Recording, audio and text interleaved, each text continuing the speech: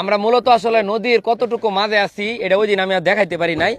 এই যে দেখেন, মানে এই সাইড হচ্ছে আমাদের যে দাদার চর, ঠিক আছে, কতটুকু দূরে, আবার এই সাইড হচ্ছে এই যে আমাদের যে শীতলক্ষা নদী।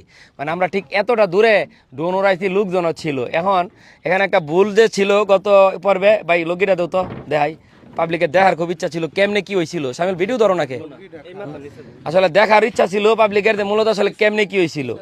যে এই যে এরকম একটা জায়গায় লোক গেছিল, যেটা আমাদের ক্যামেরায় আসে না, কারণ আমরা তো আসলে জানি না যে এরকম হবে। তো আমার বাইক না এখানে বসা ছিল, আমি ছিলাম মনে হয় ওই সাইডে না এদিকে ছিলাম, খেলনায় আমার ওই সাইডে ড্রোনটা ছিল এরকম একটা জায়গায়। তো যারা মূলত আসলে ড্রোন ফ্লাই করেন, যারা মূলত ড্রোন ফ্লাই করবেন তাদের উদ্দেশ্যে কথাটা বলতেছি। নদীতে কিন্তু বাতাসের পরিমাণটা বেশি, আর আমরা কিন্তু নৌকা অফ করে রাখছি, কিন্তু নৌকা ঘুরতেছে। এক হচ্ছে বাতাস, দ্বিতীয় হচ্ছে পানির ঢেউ।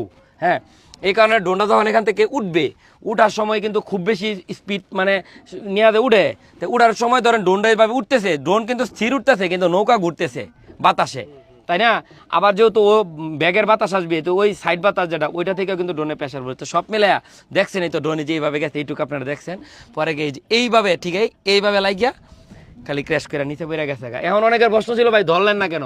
উপর থেকে বললে পানিতে পড়তো, পাখাগুলো বাসায় রাখতো ডোন্ডারে, বুঝছেন? তা বাসায় রাখলে কি হতো, ডোন্ডা আমরা পাইতাম, কারণ এই পর্যন্ত যাদের পড়ছে অধিকাংশ মানুষ পাইছে। কিন্তু আমার ফুল স্পিডে গিয়ে ডোন্ডা যখন এই জায়গায় লাগছে, তো লাগার পরে সাথে সাথে আবার ধরতে গিয়ে একজনের হাতেও লাগছে, তখন এইভাবে ডোনটা ঘুরতে ঘুরতে একদম রানিং অবস্থায় গিয়ে মনে করেন পানির ভিতরে ঢুকছে। আর ঢুকছে তো ঢুকছে না, নৌকার নিচে চলে গেছে।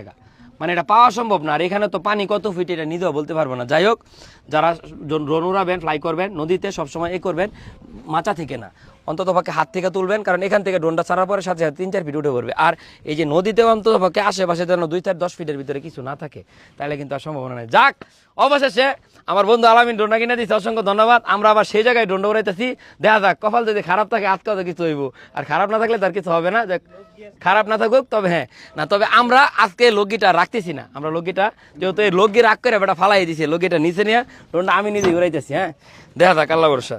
দাদার ধরে অসম্পূর্ণ ভিডিওটা আমরা সম্পূর্ণ করবো। এই যে বাতাসের ব্যাগ দেখছো, কিন্তু সমস্যা নেই, কিচ্ছু লাগতো না, আল্লাহ ভরসা। বিসমিল্লাহ। আমরা আবার সেই কাঙ্ক্ষিত জায়গায় ড্রোন উড়াইতেছে।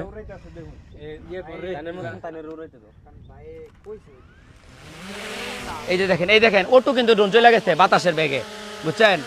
এটা কারণ হচ্ছে এখানের যে সমস্যাটা, মানে ড্রোনটা উড়ার পরে সাথে সাথে একটা কাজ কি জানেন, এই যে এইভাবে যদি টান মারতাম আমি একদম উপরে উঠে পড়তো। ওই দিন কিন্তু এই ভুলটা হয়েছে। এই দেখেন, ড্রোন আকাশে চলে গেছে, কিন্তু বাতাসে কিন্তু ড্রোন ঘুরতেছে, কিন্তু কোনো প্রবলেম হবে না। প্রবলেম না হওয়ার কারণ, ড্রোনটা ফ্লাইয়ের সময় ফ্লাই মোডে সরাসরি ধরে রাখতে হবে, তাহলে ড্রোনটা উপরে চলে যাবে, আশেপাশে যাইতে পারবো না।